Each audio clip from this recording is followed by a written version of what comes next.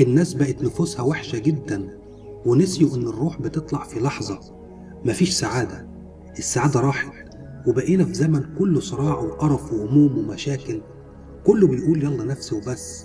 حتى صلة الرحم ما بقاش حد بيعمل لها حساب. بقينا في زمن الكذب والخداع، ونسينا إن الدنيا فانية، ونسينا إنه كما تدين تدان. وكله بقى فاكر إن الطيبة بقت هبل. بجد اللي بيموت بيرتاح من الكذب والخداع والطمع. فين الصدق وفين حب الناس لبعضها؟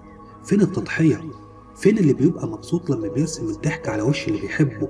للأسف الناس بقت بتتنفس كذب، والأنانية وحب المال بقت طاغية على الكل. طول ما انت حاسبها فلوس بس هتخسر كتير. طول ما انت أناني وطماع وما بتحبش إلا نفسك هتخسر كل اللي حواليك، حتى أقرب الناس ليك. البشر نسيوا إن ربنا شاهد ومطلع على كل شيء. دمتم بخير.